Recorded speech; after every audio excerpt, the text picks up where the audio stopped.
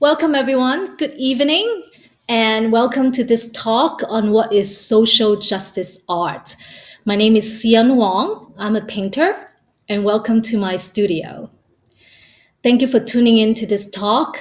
Today, I will answer three questions. Who is Siyan Wong? What is Siyan's art? And why does Siyan do the art that she does? I will introduce you to three organizations. Two organizations that funded my art, the Asian Women Giving Circle and the Lower Manhattan Cultural Council.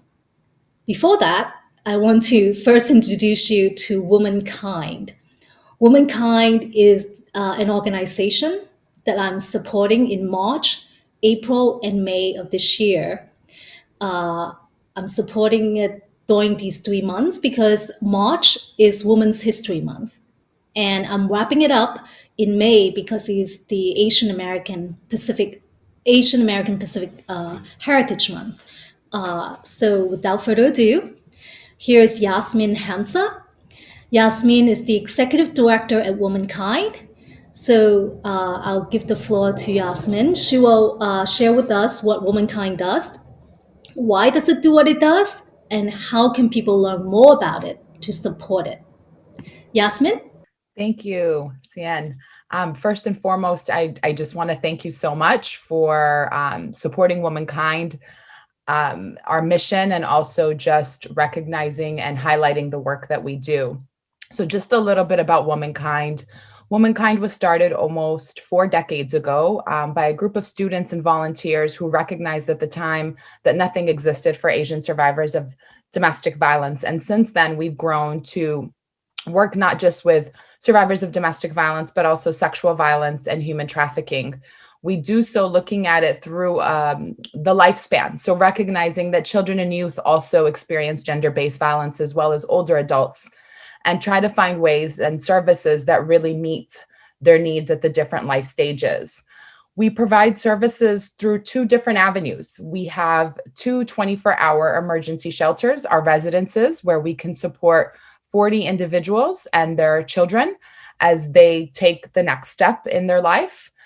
We also feel that it's necessary for us to be part of the community. And so we have three sites, community sites, where we're able to provide a whole host of services. So in Brooklyn, Manhattan, and Queens. And in both those locations, both the residential and the community sites, we're able to provide a host of comprehensive services, counseling, group work, wellness. So infusing Asian wellness practices into the day-to-day work that we do in supporting survivors, as well as legal support, so family and immigration law. We support survivors around economic empowerment, so through the intersection of housing, financial education, and entitlements. How do we support them in self-sufficiency? We also have a 24-hour multilingual helpline, and that's one of the first avenues and ways in which survivors are able to access us. And I'm very proud to say we also have a text and chat feature, so survivors are able to access us not just through the phone, but through text and chat. In addition to the whole host of services that we provide, we also believe that community education and engagement is key, and that we can't do this work without community. So we partner with community in a variety of ways to not just talk about the issues of gender-based violence, but work with them to figure out what are ways that we can collectively heal and address the social justice issues that our survivors are dealing with day in and day out. Our mission really is to support survivors of gender-based violence as they rise above trauma on their own path to healing. We're able to support through the critical resources, and we do so through a lens of cultural humility as we support Asian communities on that path to refuge, recovery, and renewal. And so there is a multitude of ways that people can get involved. You can learn more about us by going to our website, following us on social media. We can't survive without volunteers, so there's ways to get engaged by volunteering with us and learning more about what we do. Also, just becoming a champion of the organization, whether it's through donating or just talking to friends and family about the organization and the issue areas that we work with. And so we hope that Many of you on this call tonight will connect with us, learn more about us, and work with us as we work to rise above violence. So thank you again so much for Siyan for your support and really highlighting the work that Womankind does. Thank you, Yasmin. I'm so happy that I'm able to help. Just from a personal perspective, I have a wonderful friend who's, after graduating from the School of Social Work, started working at the Asian Women Center, which is the name before Womankind. And it was hard work. It was very heart-wrenching work. And so from what I know, it is just, I want to thank the people working at Womankind, doing the social work and the day-to-day work, the heavy lifting that they're doing for people who are, coming out of a very difficult situation. And I also want to thank all the people who have been supporting the work that your organization have been doing. So I'm happy to be able to help right now as an artist. And I also want to thank Mei Shi. I want to give her a shout out. She's the board member at Womankind. She was the one who came up with the idea that I give a talk to benefit Womankind. So I appreciate her for her invitation. So thank you, Mei. I know you're here. I just updated my website. And you can actually now begin to buy my art direct from my website, and 25% of the sales, if purchased during these 3 months, will go toward Womankind. And my art is specifically made to be, I believe, affordable. And so if you wish to donate financially in that way, you could. Otherwise, you just want to make a direct donation to Womankind to support their work, I think that will be very helpful as well. So who am I? And who am I to talk about social justice art? I'm as ordinary person as you can imagine. I'm a painter, sharing the injustices that I see in my everyday. And I hope that by sharing what I see, I lay bare our common humanity. That when we take a long enough moment to see another person suffering, we will find our better selves. I believe we're fully capable of solving the injustices of our times, that the injustices we see today do not and should not represent who we are as a humanity. So I'm no expert in social justice art. I don't believe it takes an expert to talk about social justice and to make social justice art. It only takes a person who seeks the truth. One of my teachers, Dr. Dennis Chu, would say, ignorance of the truth can be committed by the uneducated and the most educated, because one's desire to seek the truth has nothing to do with education. So in my definition, art that raises a social justice issue is social justice art. Many artists are doing it even if it's not framed in that light. For instance, one of the artists that inspired me the most in this area is Jacob Lawrence. His work is simple but extremely powerful. So I invite you to learn more about him if you're interested. So who am I? I'm Chinese American. I immigrated from Macau, a Portuguese colony about a mile from southern China. So there it is. You can see the map. It's very small. China is very big. It's literally smaller than the size of Manhattan. And you can swim from China, the southern part of China, to Macau. It's like half a mile. It's a really small island. But it was the Portuguese colony at the time. And it's also not very far from Hong Kong. My mother decided to leave China. It was not easy to leave China, but somehow she did it. She got the family to Macau because there was factory work in Macau and there were better schools. So I moved to Macau when I was 6 years old. While my mother worked in factories that made wigs and jeans sold to the Western world, my siblings and I went to a Catholic elementary school. That's basically where she spent her factory earnings. She firmly believed in education. And that was one thing she would invest all her money in. Sometime in the late 1970s, my grandfather, who was in the US since the late 1960s, on my mother's side, began the process of sponsoring all his adult children to America.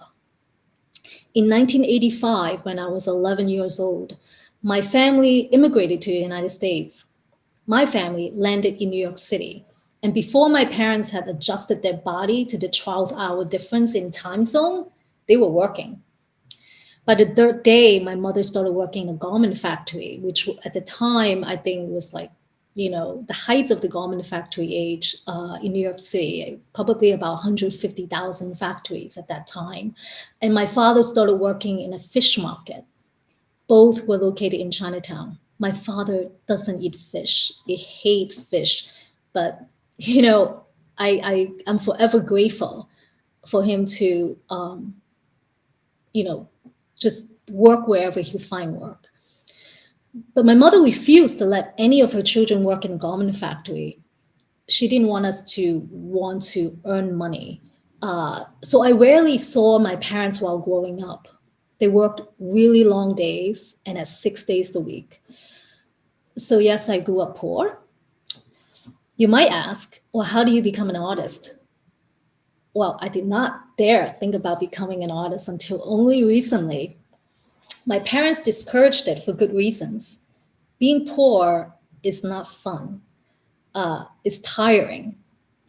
I went to LaGuardia High School for visual arts, but immediately I took the test and transferred to Stuyvesant. I paid my way through college and then law school. And for the last 21 years, I've worked as a workers' rights lawyer. I enjoy the work I do as a lawyer. It's gratifying both intellectually and financially. I don't worry about my rent or whether I have food to eat or clothes to wear. But there was always this void. The work I do as a lawyer is case by case. I needed to see a broader impact on society. So 2 years ago, on January 1st, 2019, I decided to come out as an artist, specifically an artist who paints the human conditions. I want to start conversations about our human experiences. And I didn't come out just because I woke up one day and said, that's it. It's really a slow moving process. I have painted, in the comfort of my own space for some years now. But friends encouraged me to kind of just, throw an exhibit, and I kind of resisted. Then finally I did a pop-up in the end of 2018. It was very well received, and I met many people through that exhibit. It was like a pop-up, meaning like 4 or 5 hours in a cafe for 2 days. And after that, I submitted my paintings for a contest and it got chosen. So I thought, hey, maybe this is something I want to do. So this leads to my answer for the second question. What is Siyan's art? My methodology or art practice is to create a series of paintings to explore a social issue for exhibition. My subjects are women, the working poor, elderly, and the homeless. I was really lucky and fortunate to meet Bonita Lai in 2019. She was the chief curator of a new gallery called the New York Arts Center in Chinatown. I think she met me on Facebook. Somehow, we became friends on Facebook because I was submitting everybody to my artist profile who's interested in my art. And she liked my work and asked me, just like that, if I would be interested in doing a solo exhibition. I tell you, she takes risks. So my exhibition at that time, I call it 5 cents a can, making visible the invisible. I was already painting a lot of people who were picking up cans for a living in my neighborhood. So here is a 4 minutes highlight video of the exhibition.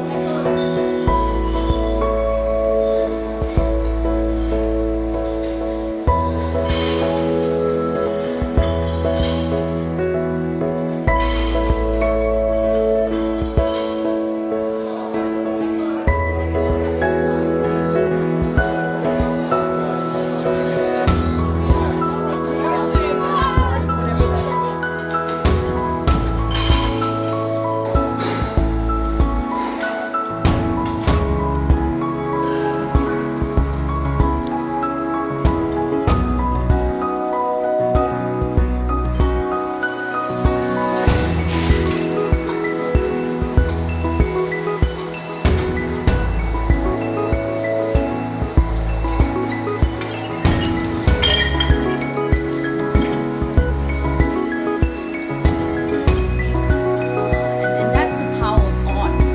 Her head is not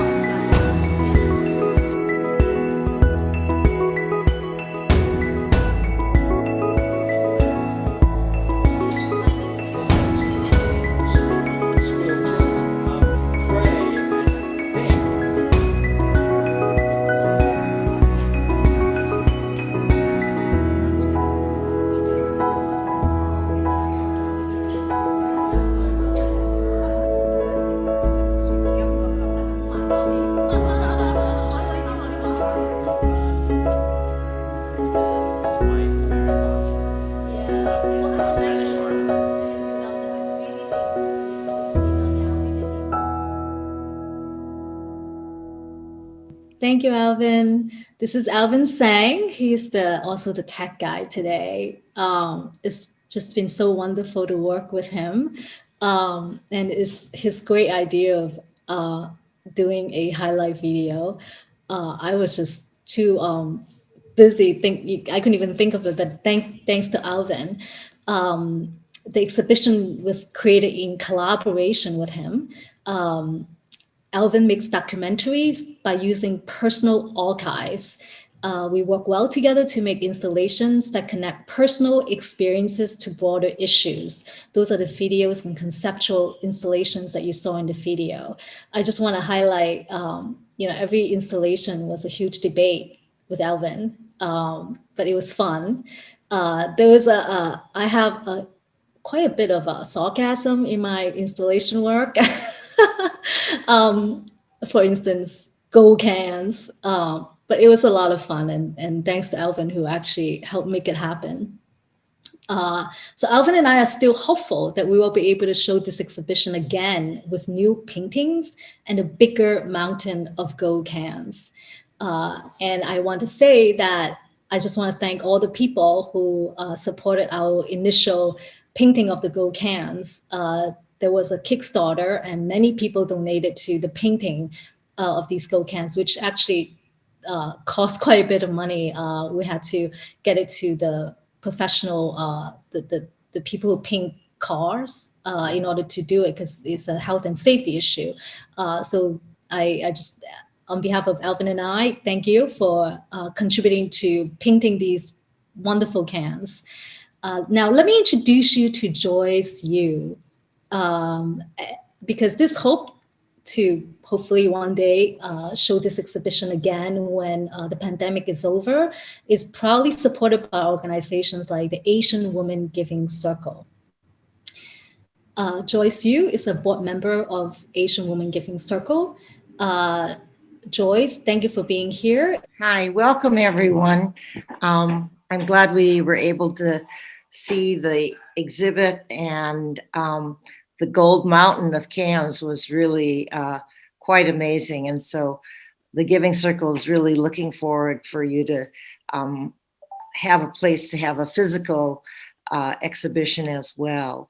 I have a little story to tell on how I met our wonderful artists tonight. I was at the Asian American Arts Alliance at their town hall, and Siyan and I sat next to each other, and we introduced ourselves to each other. I was making a presentation. She was going to make a presentation. And I said, "Oh, you're the artist that people are talking about who's painting the canners in Chinatown."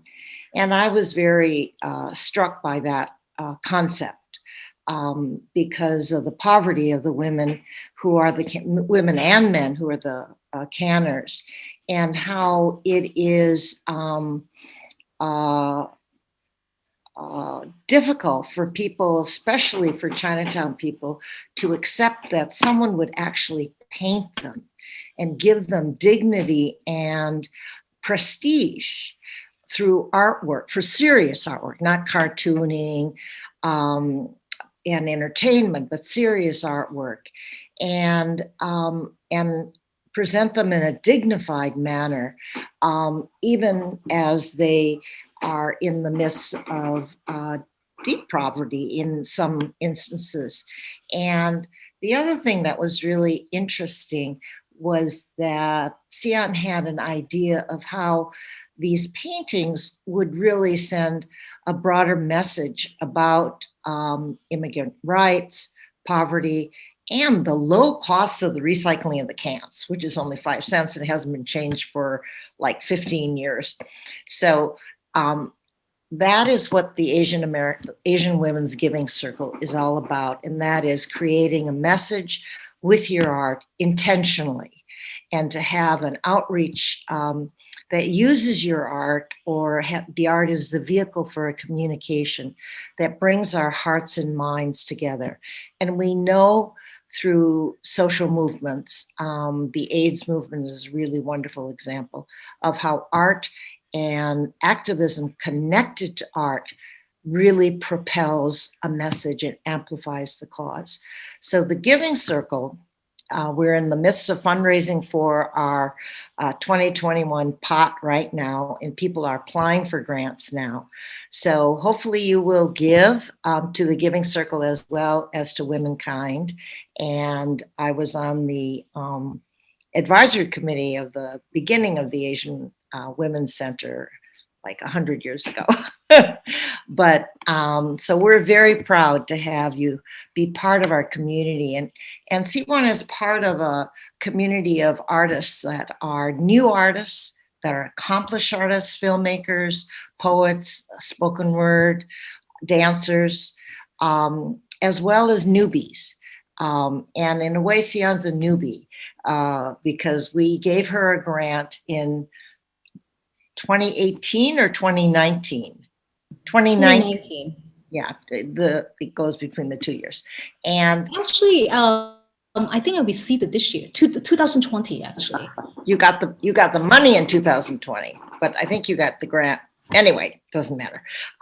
So it was at the beginning of her trajectory as an artist. So she's really an example of how we invest in artists who are using the art as an expression of social justice and bring them forward. And some of our artists and filmmakers and even our musicians become quite famous later on because they're talented, and we hope we choose the right people.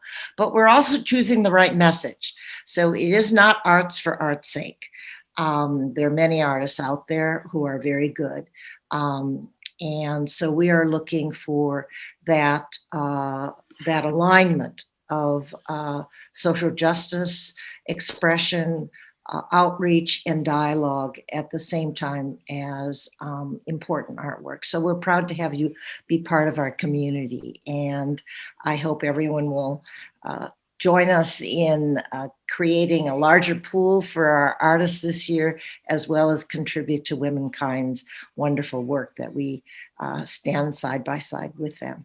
So thank you very much for your work and celebrating everything that we need to celebrate now. It's tough times.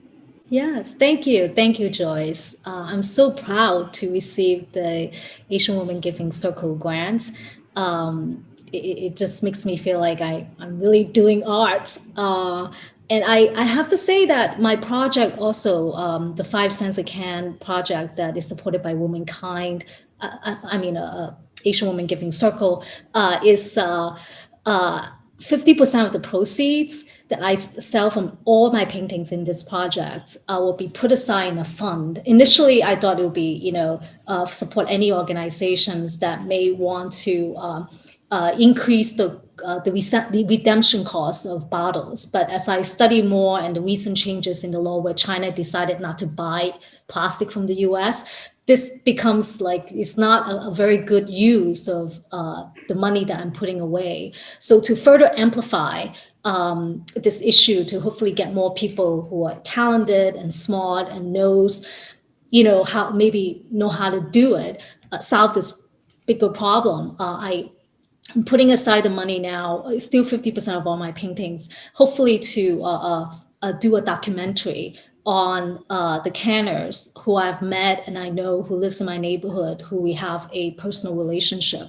So slowly that money is growing, and hopefully once the pandemic is over, this will be a low budget documentary, but it will still be good because I'm working with a wonderful documentary filmmaker, Alvin. So my 5 cents a can project is also supported in part with public funds from a creative engagement, which is supported by the New York City Department of Cultural Affairs in partnership with the City Council and administered by the Lower Manhattan Cultural Council.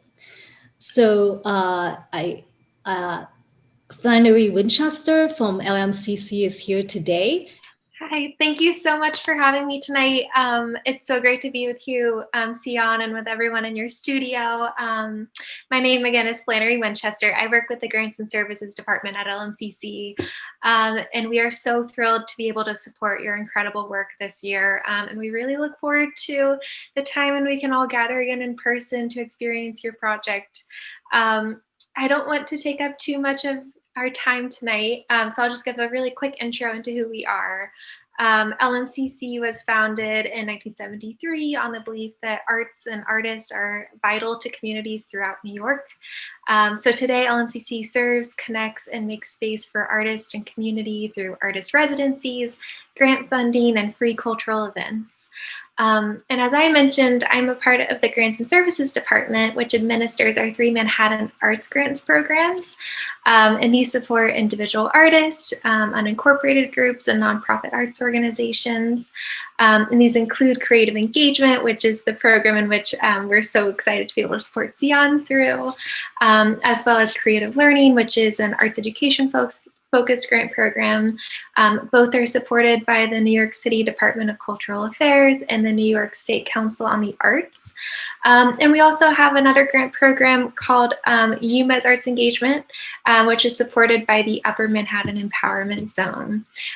So we're very excited. We will soon be announcing our 2021 Manhattan Arts Grants recipients, but we will also be launching our 2022 Manhattan Arts Grants programs this summer. So if you are an artist and you're based in Manhattan, please be sure to check out our website for more information. We'd love to be able to support your work.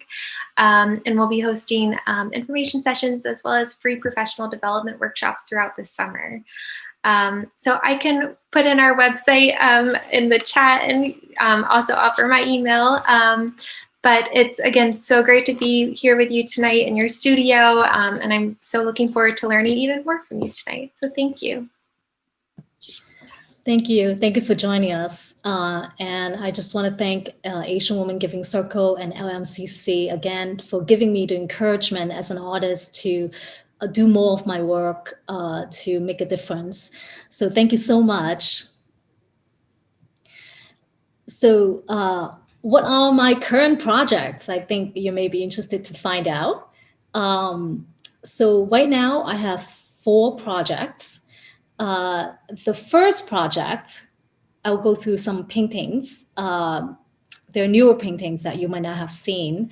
The first project I want to talk about is still the 5 cents a can project. I will be continuing to add to this project with paintings because I'm still hoping to one day hold another exhibition to further have this discussion and talk about what it means to have people in their, older age, after the people who should be retiring, but retire into having to collect cans in order to sustain themselves. So this is called Missed Connection. I just painted this in 2020. In my paintings, you see that a lot of times the ground is green. Green is symbolic of money. And we often think there's just enough for everybody. I also have the symbol of cans being gold. Again, in some ways, we're not paying attention to actually how little these cans are, and people pick them up, and you could just imagine, how many can you have in a bag for one to have, perhaps a meal. I don't know. So in this picture, you see, we're disconnected. We're on our cell phones. We're with each other, but we're not. And I think this is sort of symbolic of the times we're living in, and just reflecting on what I actually see is this painting. So the next painting is called Outsider. Again, I also painted this in 2020. This is actually at the corner of, I think, not Orchard. It's near my workplace. And I was walking home one day. It was still bright outside. And I was just kind of tired. And then all of a sudden I heard a lot of sound of cans. And I looked up and there she was. And I quickly took out my phone because that just seems like the moment I want to take this down and paint her. And just as I was taking pictures, she looked back and I snapped it. And I'm still really shy about that. I don't feel comfortable taking pictures of people, but this is where I get my inspirations. And I think they all see me taking pictures of them, but it's great. It's so, it just tug at my heart when I saw that picture, because I also have a close-up of her. That just, she was, I don't know how long she walked around to pick up these cans. And yet she shot back a look of almost fear and not belonging, this sort of out of place and anxiety. So symbolic in this painting is the sign that I put up, "Do not enter." I feel that they're so excluded from the lives that so many of us live. And hopefully when I actually do get to do this documentary film, I can actually go in and film the living spaces of the canners. And the smaller painting I have of her, which is a close-up of her face, is called "Familiar Stranger." So so this is the project. So the next painting is in a new project that I started in 2020. This is an outgrowth of my 5 cents a can project. As I got to know the canners in my neighborhood more, I realized that many of them used to be garment factory workers.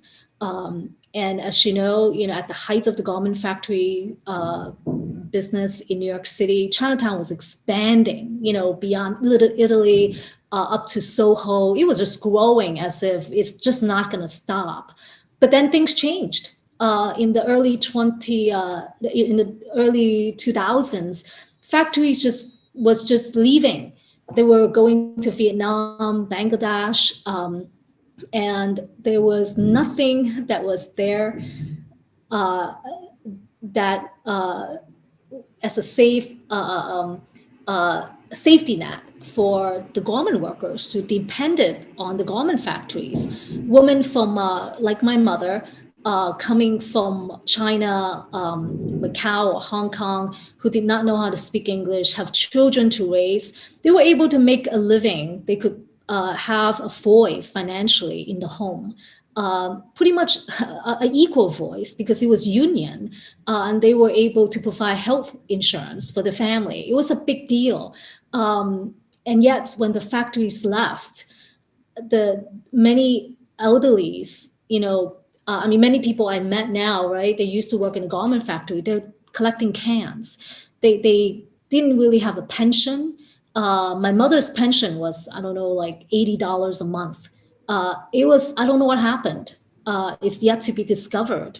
And they're so used to piece rate that they immediately went and started collecting cans. So we used to, at 5 cents, they walked 20 blocks, 30 blocks throughout Manhattan. And one woman told me that after 15 years, she had to stop because she couldn't walk anymore.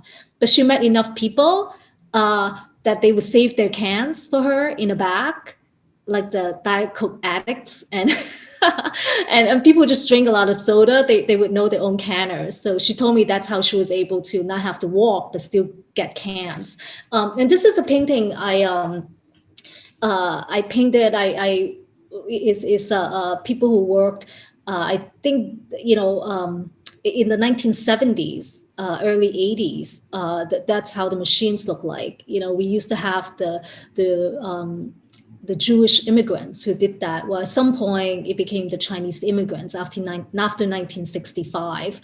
And you see those numbers by their machine.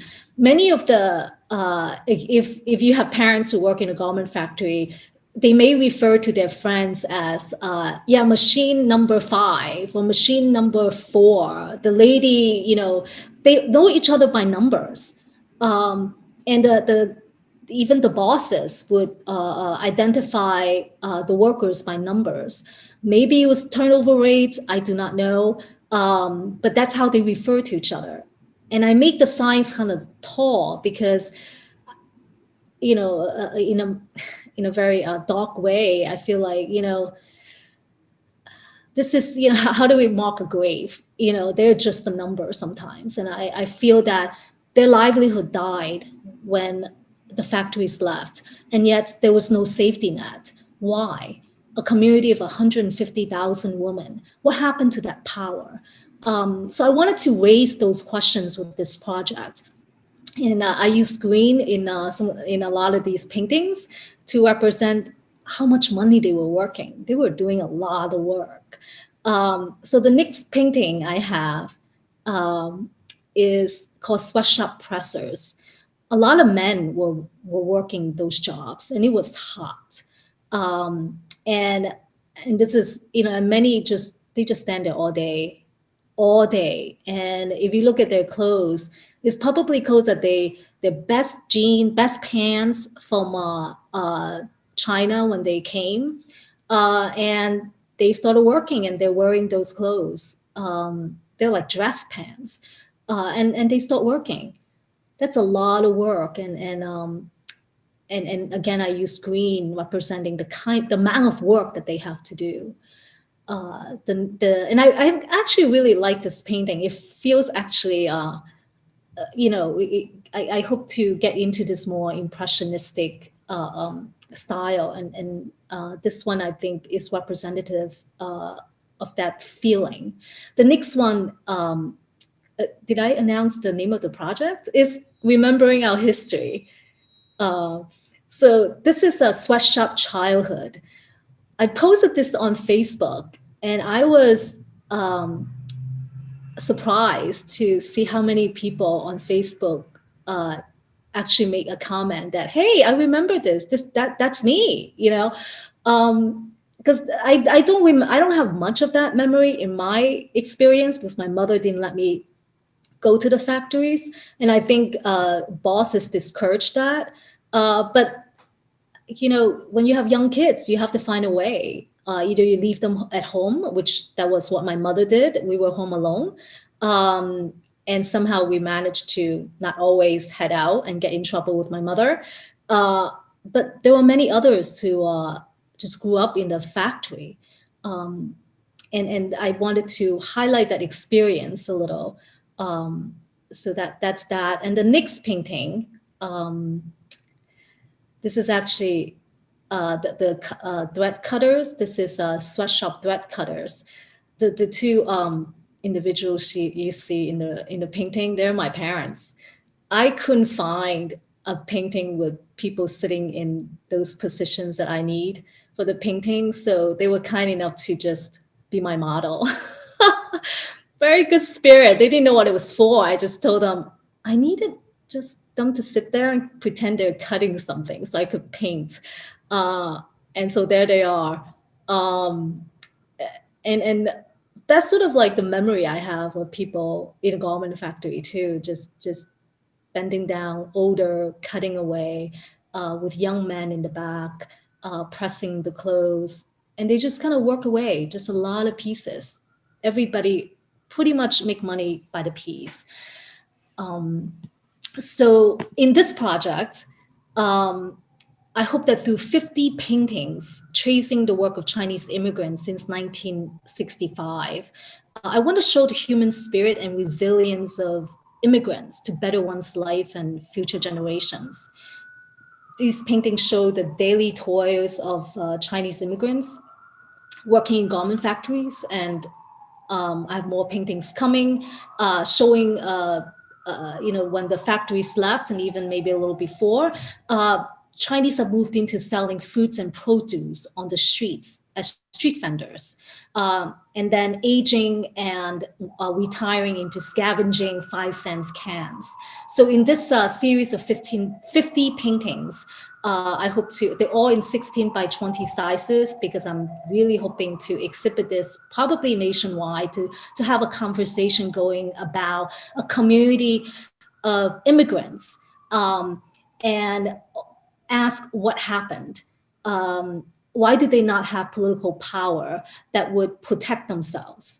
And what does this community need to do, or any community, right? This is Chinese community as an example of an American immigrant population. And what does it mean when we don't take care of them, particularly now, particularly in the 21st century when we're moving into technology. What does that mean?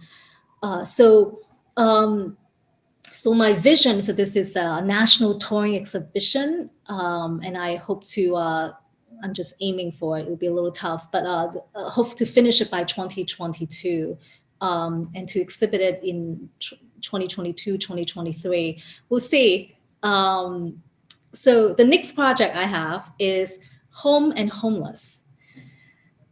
So I started actually slowly painting homeless people in 2017. Um, because I just felt like so powerless. I see them on the streets and I just can't do anything about it. I give them money and then I walk on the same block the next day. I still the same person, and how much can I help, right? And it's just there's so much more to it than just this person who's homeless. I'm sure many people feel the same way. So in this project, I hope to show the everyday experiences of those with homes and those without a home. This project questions the distance, barriers, and equity between the haves and have-nots. So here's a painting called Intimacy. I think it speaks for itself. And I painted this in 2018. It was actually selected for exhibition at the Equity Gallery in the Lower East Side. So it's just the comfort of home, that you can have your privacy and intimacy. So yeah. So the next one is Homeless, which is very heavy. I think just this year, 2020, I started really diving into the homeless scenes. And this is called The Wall, because I feel that the distance often between those of us with home and those without home is the wall. We don't understand them. We are shielded from them. They are shielded from us. We see them, we walk past by them, and then it's just too big of a problem for us to attack. And I wanted to, through this series, use symbolism to kind of help us reflect on those fears and also the compassion that we can draw from to potentially do something. The next painting is Man in Kitchen. Some of my paintings, I also want to paint Asian Americans. I feel that Asians are just not in fine arts. I want to see people who look like me in museums. So in my effort and in this series, there will be many Asian and men, because men paint women and very few women get to paint men, or I don't know, very few women paint men. I am doing it. So here's a man cooking. All right, so next painting. And this is somebody in Columbus Park. I was walking home and I saw him just, there were a lot of things I modified to, create this painting. But in this home and homeless project, the ground is often red. I think it's bloody. Everything's just so bloody. This is so wrong. So the ground is red in this series. I just feel that it's supposed to be red. And if you see the string between his arm and the shopping cart, that's all he has. Those are his possessions. And the homeless people I saw, and there's this one woman who I recently met since the beginning of the pandemic. If you walk around Columbus Park, you might see her too. I forgot her name. She told me her name. She's actually Korean. And she pretty much lives there now. And she has a shopping cart. And in the summertime, you see summer stuff. In the wintertime, you see winter stuff, because it just has to change. It rains and her stuff just is no longer good, and she has to get more new stuff donated to her. So this man too, in the shopping cart are cans, and many homeless people also pick up cans for a living. And so, in the back is the jailhouse, the courts. So that's one of the paintings there. And I hope to exhibit. I do have an end game for my project, to motivate me to just paint. It's 2023 or 2024. So stay tuned. The next project I want to talk about is a new one. It's actually, I just started this in 2021, January. I was thinking about it, it's the Asian American Portraits Project. With the rise in Asian American violence against Asian Americans, because, of because everybody's seen as Chinese, as the Chinese virus, even though they're Koreans and, Vietnamese and uh, Thai, but everybody are Chinese, apparently. And I just feel like this is American racism. And we as a people are just not seen. We're around, we're always around, we're doing great things, but we're just not seen. So I painted this painting of there was this husband on Facebook who just proudly posted a picture of his doctor wife in full gear in the height of the pandemic, I think in April. And I looked at his Facebook, I realized they have really young children and I have children. And I just couldn't imagine her going to work in that very unsafe, a lot of unknowns about the virus, going to work and hoping to go home, just be with her kids. And many doctors, many Asian doctors, at least on Facebook that I see, the normally a man segregate himself from the rest of the family, like tenting in the garage kind of thing to keep his family safe. So I painted her to give that voice to all of us. So I named her COVID Doctor.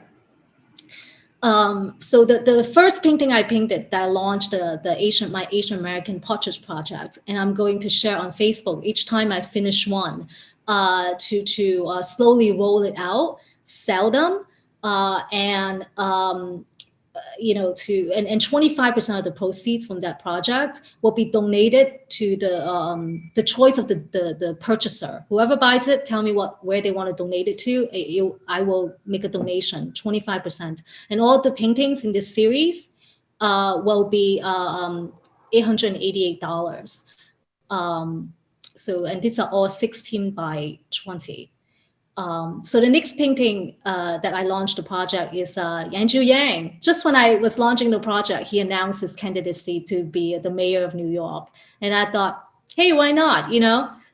Asian American, went for the president, extremely inspiring to many young Asian Americans. And he's bold, he's representative of the eloquence, smarts, and determination that we have in our community too. So I launched the project with the portrait of Andrew Yang. So the next painting I did is Corky Lee. Corky Lee is the unofficial, what's it? I always forget.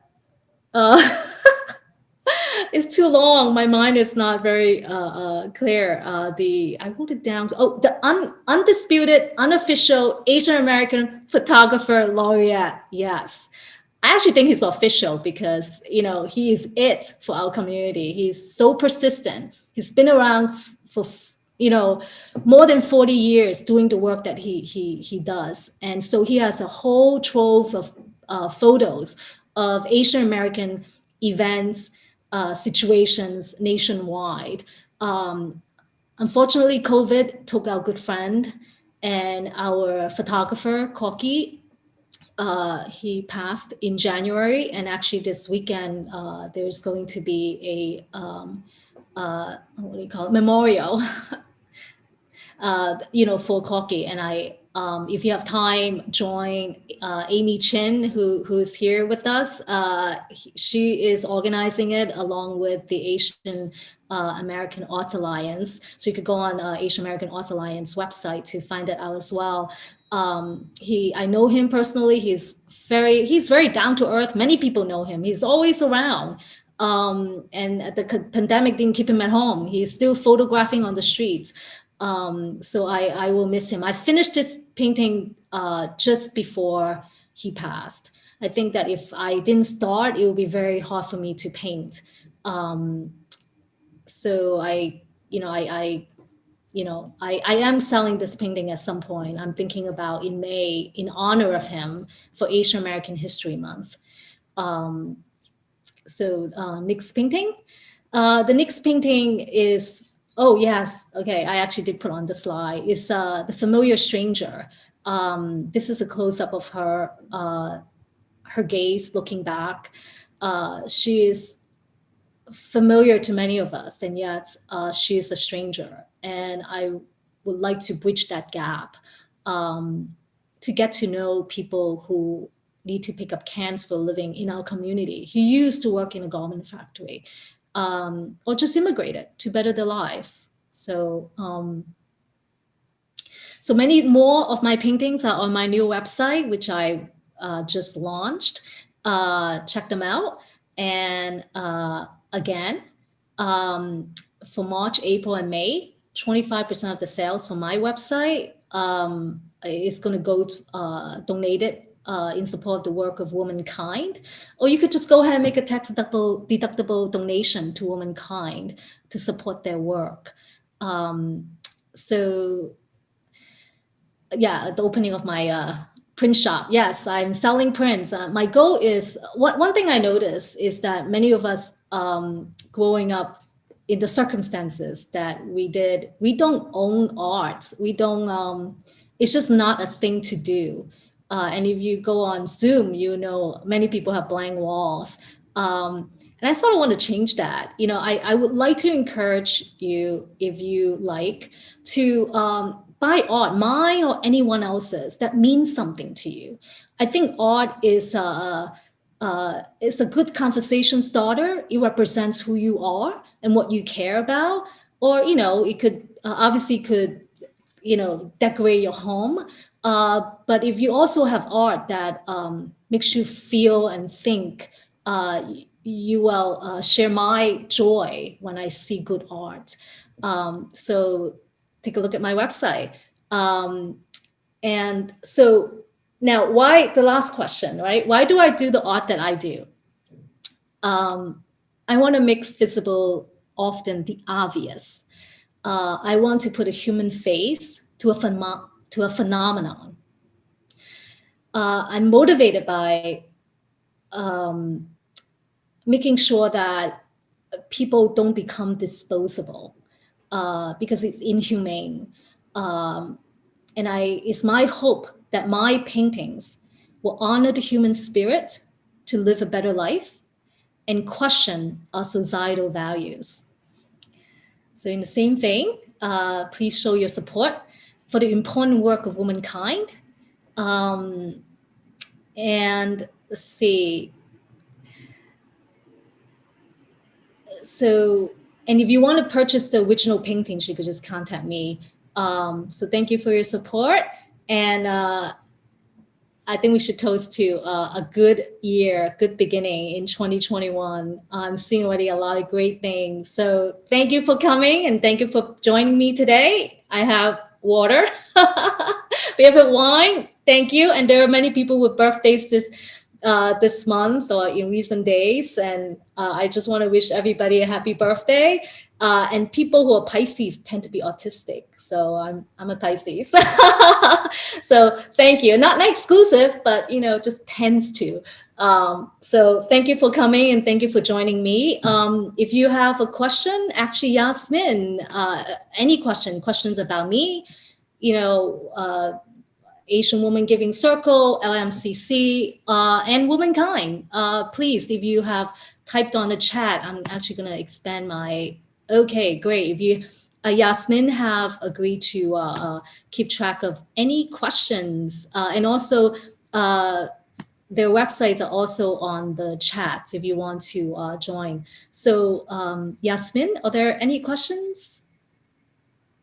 Yes, there was a question of how many years did it take you to become an artist? Actually, it doesn't take long. It just took a commitment to actually, art is something I always did. I went to LaGuardia for 1 year and it was one of the best years in my high school years. I mean, Stuyvesant was good too, but it was really academic and competitive. And I ended up not becoming a doctor. It was just not for me. But when I went to college, I would take newsprints and big newsprints, and then every semester I would draw something, and that was the art. I decorated my dorm room, and at the end, I was like inspired by Matisse, and I'll do self portraits of myself, like several different kinds, and I also painted little things here and there. And every semester I did that, and I always, for me, art was disposable. I have to create more, so every end of the semester I'll throw them all out. So I actually don't have anything left. And whenever I felt sad or something that just got me very emotional, I would paint. I realized I would always go toward the canvas.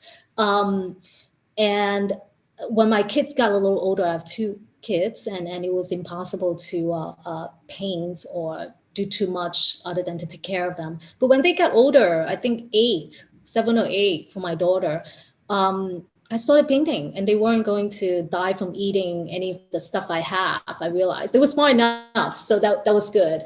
So that's I've always done art, but much more seriously since my daughter just turned 14. How many years is that? 7 years? About the past 7 years, and this last 2 years, I did more because I felt very much encouraged. Once I launched my first pop-up, I realized that people want to see this type of art. So yeah, so I did a lot more in the last 2 years. There was another question. Do you know what happened to the canners during the pandemic? Is they are still around. Many of them are afraid to come out. And like where I live, I'm next to the projects, even though my building is not the projects. And they were still canning. This 93-year-old, I think she's 94 now, but very very active. She was still around canning, picking up cans. It's just a habit. They don't travel, they don't vacation. That's it's like it's just hard to change, and that was her way of going out. Her son also cans, and he's actually, her son and daughter both cans, and they came to my exhibit to help me set up. They were also canning, and I actually bought his shopping cart that he used to uh, you know get the cans, and it was it had a lot of cockroaches. Um, and so, and they had a couple of those in their home. So I cannot imagine living with so many of these tools that they use that are so invested, and they now have to be home during a pandemic. I had people's phone numbers. I called them and I asked them if they needed masks. So I got masks. I gave them masks. Um, uh, they're still around, but I felt like there's just very little I can do right now, except to give them masks and tell them, like down the block, there's free food that you can get or something. Yeah. The next question is, I can see Jacob Lawrence in your work. Can you tell us a little bit about that inspiration? Several years ago, when Jacob Lawrence had his Great Migration series at the MoMA, I went there. I was very inspired. It gave me an idea, because if you look at his work individually, it's impressive. But if you look at his work, the way he does it, he put them together in a theme, and then you get to see a story, as if he is developing his work in and he's trying to tell you a story, and that was very inspiring. I took my nieces and my children to MoMA, hoping to share that same inspiration through art. They love to read, but how about seeing things visually? And so they liked it, but apparently if your mother show you that, then it's not as exciting. So, but I was very impressed and inspired by how persistent he continues to do his work, even though at that very moment, during his lifetime, uh, his work was not as much appreciated. He also had a series recently that was shown at the Met, called The Struggles. and he was selling those painting, each of them, for less than $100. And now they're worth a lot of money. And I think it's because people realize the power, the storytelling power behind his work. And for me, he's very inspiring, and I certainly feel that that's a way to share what I see. So another question is, hi, Sian, I think you are as great a human being as an artist. Is your family, it's a couple questions. Is your family supportive of your decision of working as an artist? Also, would you please share with me one thing that your mother teaches you that is beneficial for you for a lifetime? I think that, well, I'll answer the last question first, because I often think about that. My mother is not encouraging me to do art. She came to she first saw my work. I try not to invite her to my home because I just have so many paintings now, and she's really not very supportive. So one day she came, I think because I was sick, and she saw the work and she said, "Why are you painting? Why are you painting? You have to spend time with your kids. Why are you painting?" And because I think in her lifetime, she didn't have time to dream. Her dream was to speak fluent English, to work a desk job. But she just never had that opportunity because she took her responsibility of having children very seriously. And she put all her energy and hopes in her children. And she could not possibly imagine us being poor again. And for her to see that I go into the arts, which promises no money in her view and no safety, is not something that she wants me to do.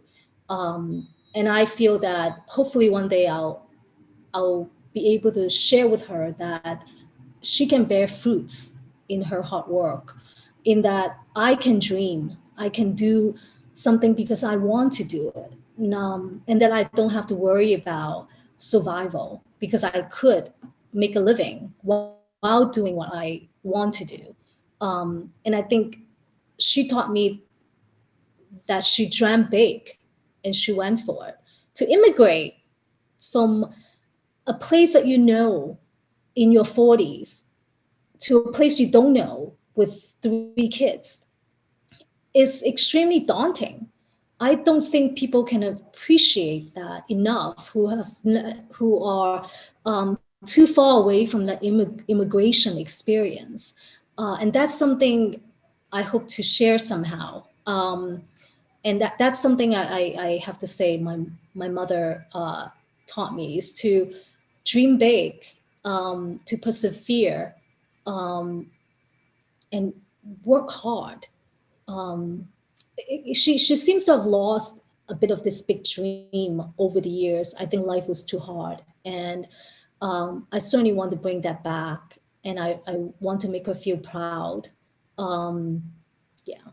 So what was the first question? I can't remember. I lost track. It was, is your family supportive of your decision of working as an artist? I think my parents are not saying anything. They both came to the show. They were like shocked. Like this is so foreign to them. They don't even know how to process it. So I gave her a print of one of my paintings, and she said, "I don't want it in my home." So it's hard. It's very hard. Art is just not something that is something that I think in my mother's generation, they encourage at all. There's just no art. And I hope to change that. It's one reason why I want to encourage people to buy art. I want to encourage people to see art in their home and to have conversations. There is one reason why there are not a lot of artists. And I believe there's a reason why as soon as I came out, I was, people want to see my art because there's just not enough of me out there who is, Asian American or Chinese American doing art in these type of issues. But we could encourage more people, more Asian Americans to do this. If we all pay more attention to art and enjoy art more. Yes. And the last question is, how did you meet and develop relationships with the Canners as part of your project? I just walk up to them. I just say hi to them. I just, before I even started painting, this 93-year-old, I was running for some time and I did the marathon. I hope to get back to that. And I would get up in the morning, 6:30, I'll run and I would see her every Saturday morning, picking out cans. So I just started saying hi to her. And actually one day I went over and I said, hey, let me help you, because I saw that the recycling truck comes and she's like scrambling, right? So I said, hey, I'll help you get more out so you could get more cans. And I broke open one of the back and she's like, no, stop. That's not how you do it. You got to open it and close it back up. And it's just like that. I talk to her, I talk to other people, and my building actually is very close to a redemption can, because the back is the back of a supermarket. So there are a lot of canners there all the time. So sometimes I'll just bring some snacks. You know, they don't. A lot of the Asians don't eat candies. They're pretty healthy. So I would bring, like, I don't know, the cuties, the mandarins. I know they don't like to eat apples because it may be too harsh on the teeth. I don't know, but I would bring snacks. We just chat. And also when I did the build the go mountain with go cans, I pay 10 cents a can, and I asked them to give me their cans, and they were surprised. And I didn't have enough of them, so they started telling people that they know to give me a call to bring me the cans. So that's how I was able to collect 5,000 cans in a matter of, like, I don't know, 3 weeks. So yeah, I do.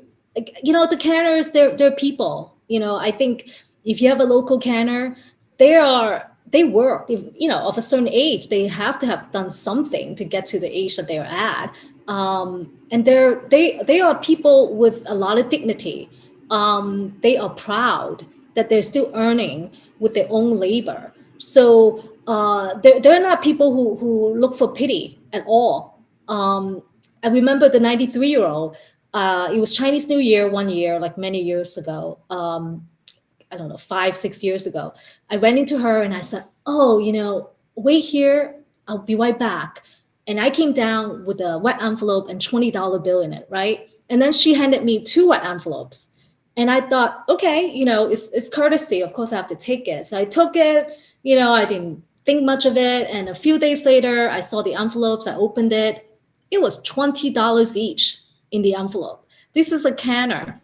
They are proud people. They don't beg. These are not beggars, and that's why I have so much respect for them. And so meet your local canners, talk to them. They're good people. So thank you so much, everyone, for coming, and thank you so much for being with me. Check out my website.